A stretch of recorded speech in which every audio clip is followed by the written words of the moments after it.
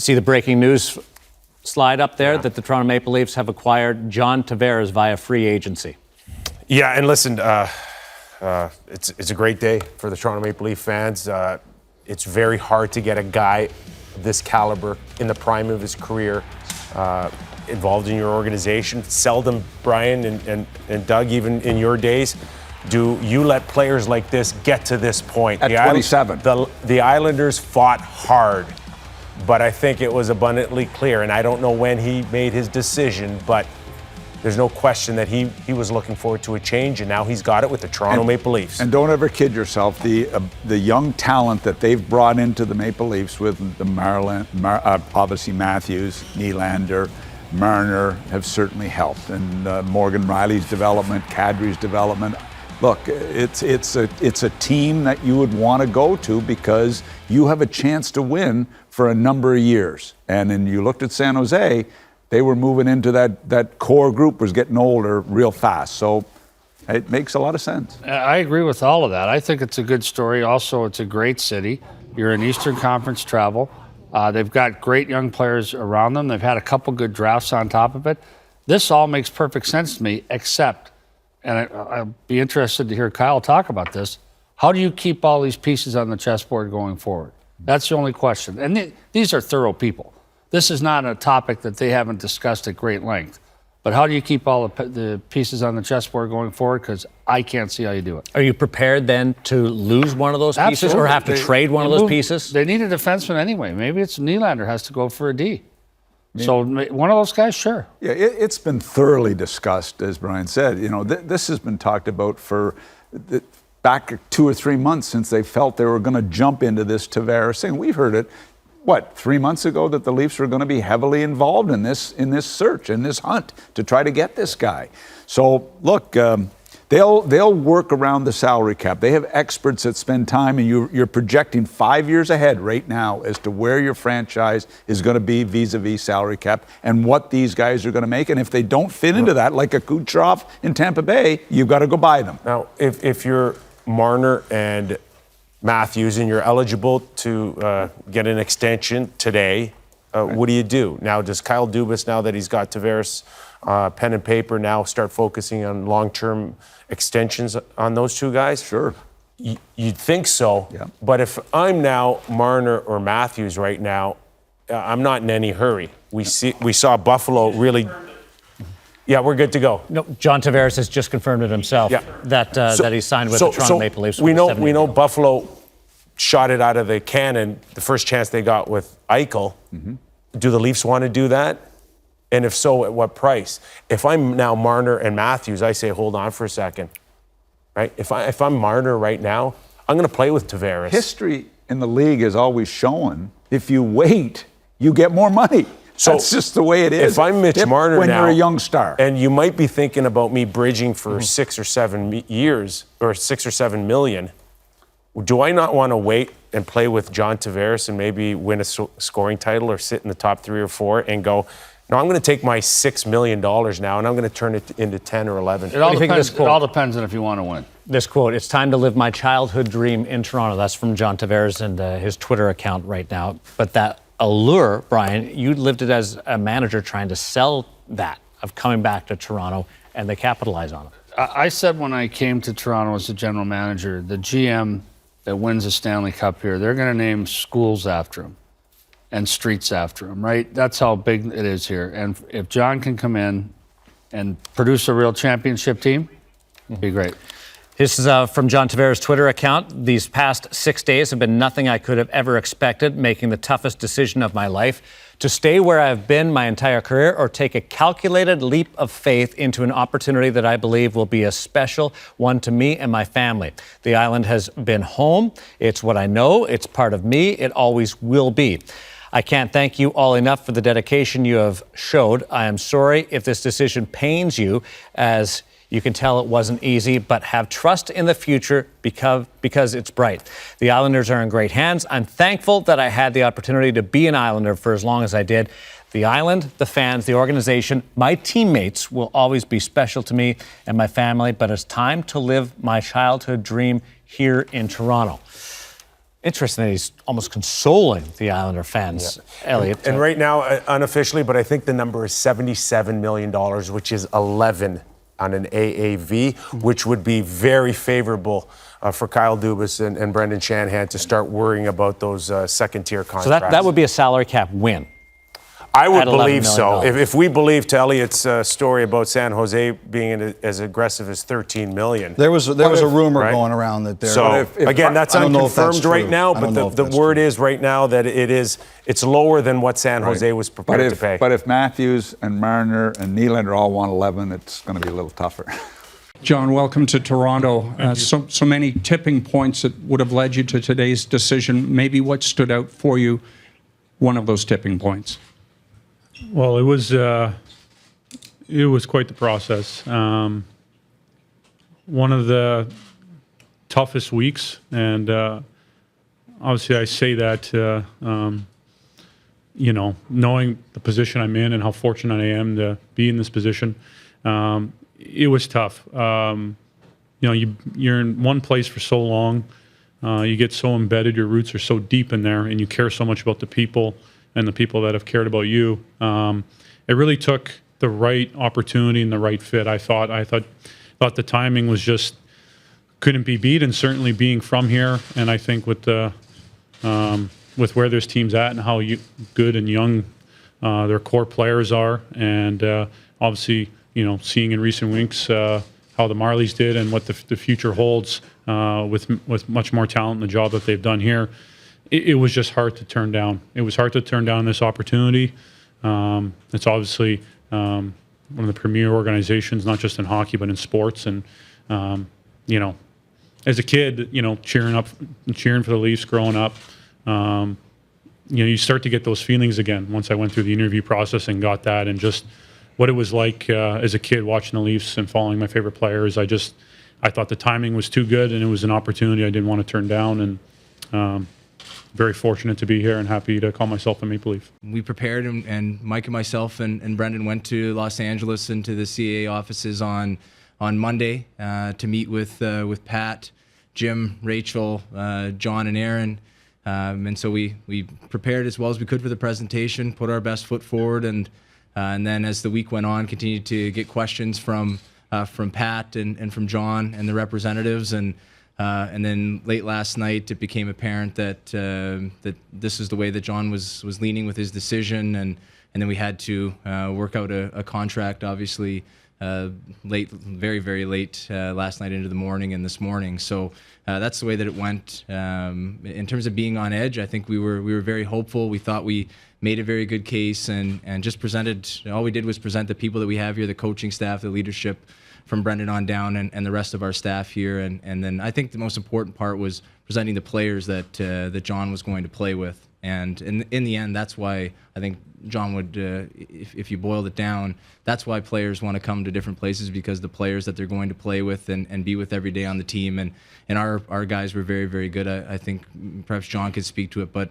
letting him know how we operate and what he could expect here. So it was exciting for us, and these things, you always go up and down as you go along the process in terms of where you stand. Are you in or are you out? But obviously very, very, very exciting as it came to fruition here today. Chris Johnston, you have some news coming out of the Sunshine State. What's that?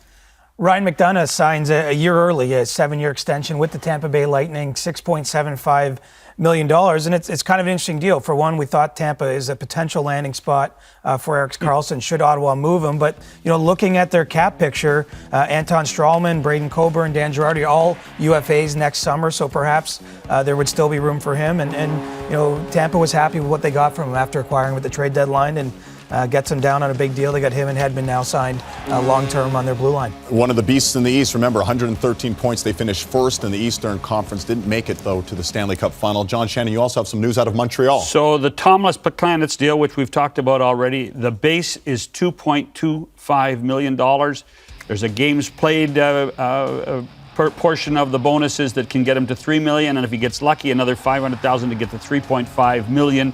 Little down from his numbers of the previous contract, but pretty good. And by the way, 2 backup goalies. Hudobin confirms the deal. It goes to Dallas at $2.5 million for 2 years. Jaro Halak replaces him in Boston at $2.75 million for 2 years. All right, and the turtleneck manufacturers in Montreal are very happy about the Plekanec deal. Get those red ones kicking once again. Darren. Thank you. Ryan McDonough and that contract that has been signed with the Tampa Bay Lightning, does that mean anything in the John Tavares scheme of things? I don't think that they were ever in it, and I don't believe for one second that Steve Yzerman thought that he could get to the point where he would hold off on that. Oh, no question about that.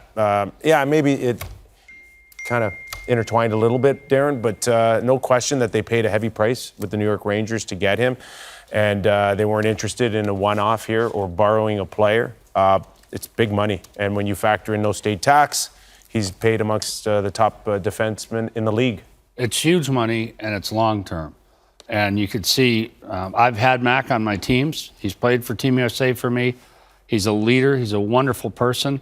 This will be a really good contract for 4 years for sure. He's under contract now for 8 more years. That's going to be hard for him because he plays the right way. Mm-hmm. He plays hard. So he gets banged up. He blocks shots. He kills penalties. Great kid.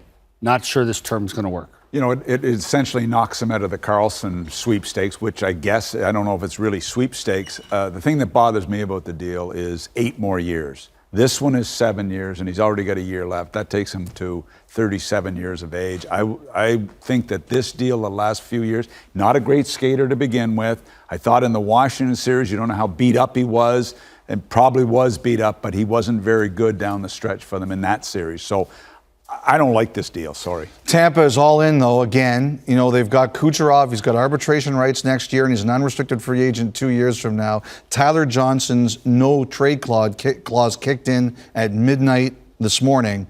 They're going to have some really interesting decisions in the next couple of years. But if you win a Stanley Cup, no one's going to care because you won. And I love how Stevie Y's doing this. He's going all in, pushing all his chips in. I love the mentality. I will see this is going to be a problem for him at some point, this deal, I believe.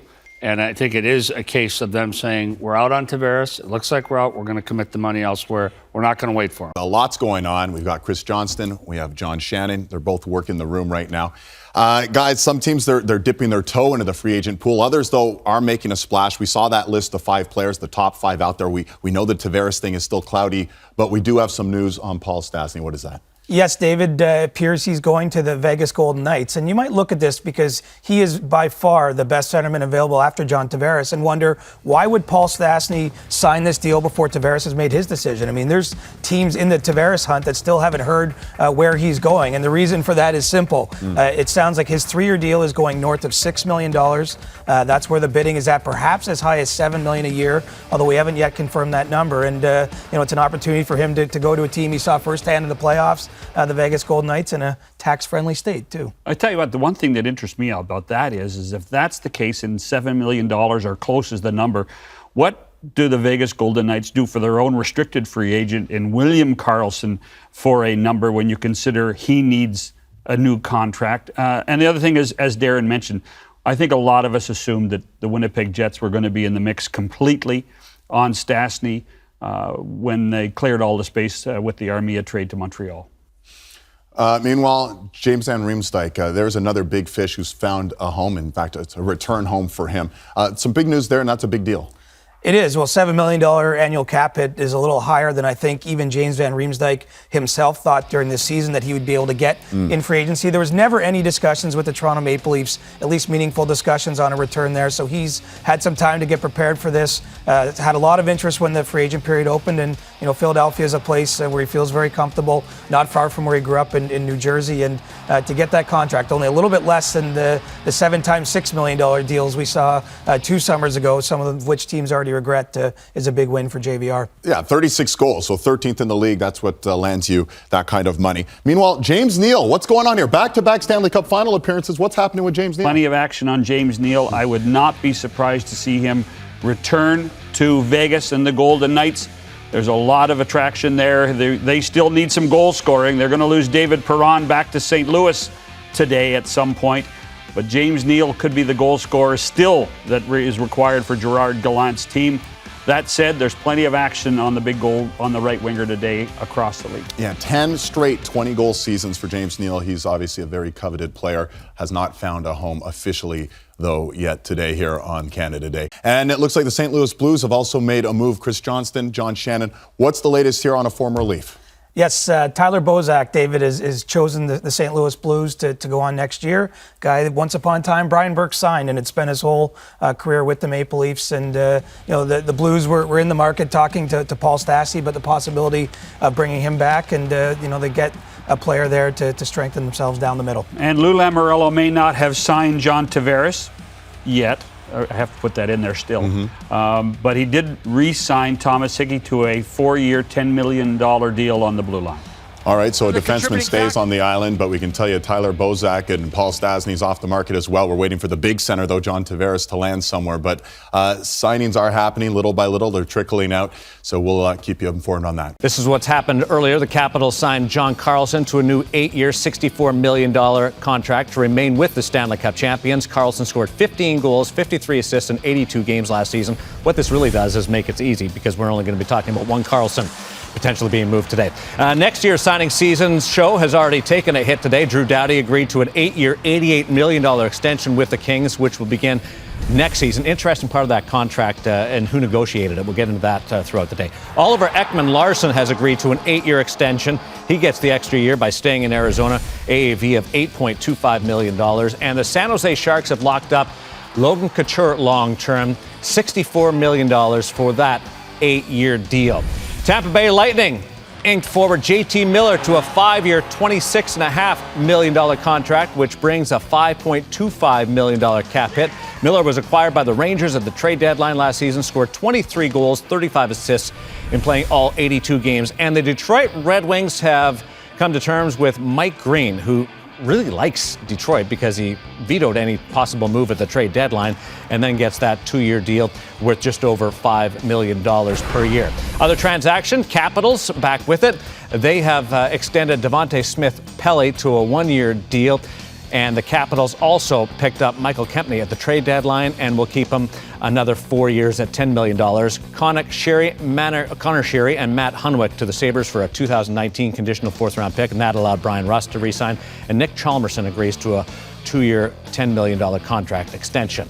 There's been lots of speculation with Derek and coming to Calgary, but obviously we were able to finalize the deal. We think he brings some versatility, a lot of versatility. He's a right shot center. Derek, one of the things that we looked to address this offseason was adding depth and versatility to our forward unit. At the end of the year, I talked a little bit about us as a team relying on too few guys to do too many things, to do too much of the heavy lifting. Derek provides us the ability to move up and down the lineup, able to play different positions, touches both sides of special teams. Right shot center, was very proficient in the face-off circle last year. I believe it was 9th in the NHL, 56%. So excited to bring Derek on board. Austin Czarnik, and I know you'll butcher that name going forward here. It's Czarnik. Austin is, on a day like today where sometimes you hear a lot of household names, Austin probably isn't one as of today, but Austin's a guy we're very excited to get. He's 25 years old, was 3rd in the American Hockey League in scoring, following a bit of a theme. He's a right shot. Really, if you asked Austin, his natural position is probably center. He's played some wing, and really as we project him right now is looking at him on the wing, but his ability to play the middle, play the right side. And he brings speed, talent, and a scoring ability. We think with the ability to get more of an opportunity, and obviously Austin knows he's got to earn that, we think this player's got the ability to take off here. Yeah, well, our plan is that, we've drafted some real good young skilled players, and we want to give those players a chance to, play in the skilled positions on the team and, in offensive situations. So, we're looking to round out our group, to add some players to support, our young players that we think can make the team next year. And, one of our goals is to be a harder team to play against. And I think, we accomplished that today with the signings. That's kind of the market value to get those guys signed.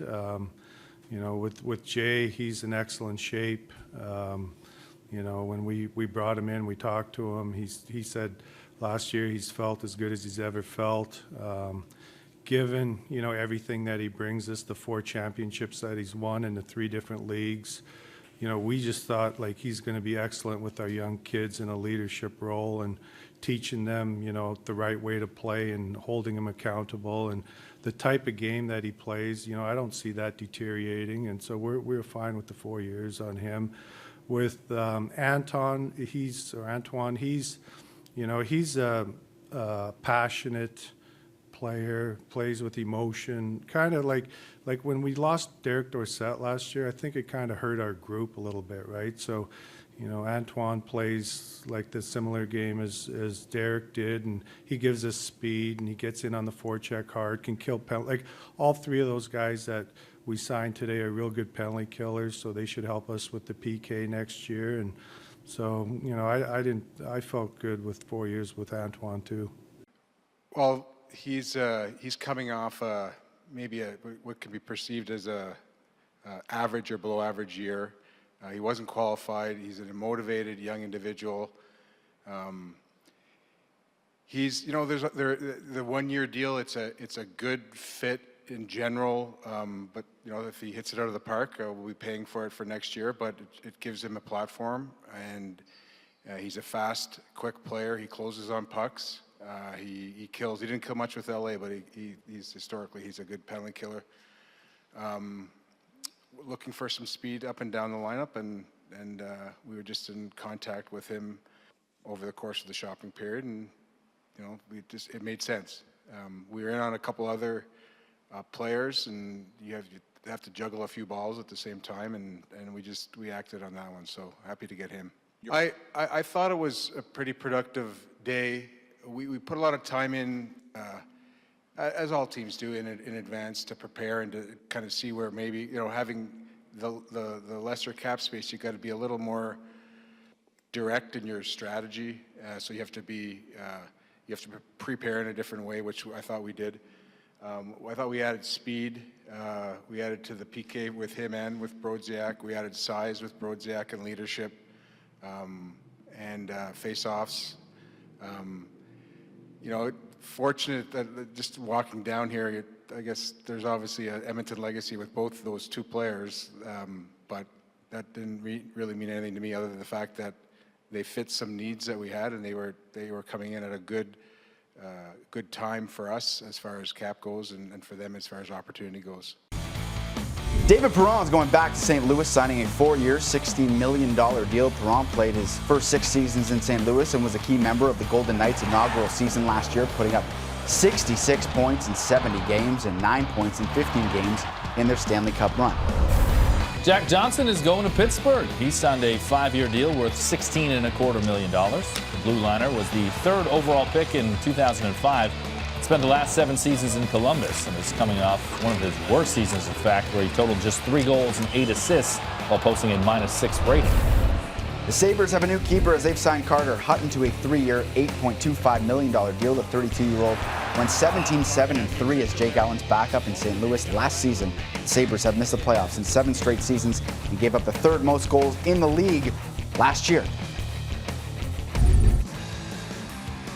Here's a look at some other notable goalie signings. Jonathan Bernier is off to Detroit on a 3-year deal worth $9 million. The Bruins signed Yaroslav Halak to back up Tuukka Rask as Anton Khudobin is off to Dallas on a 2-year deal. Cam Ward moves for the first time in his career, providing insurance and net for Corey Crawford and the Blackhawks.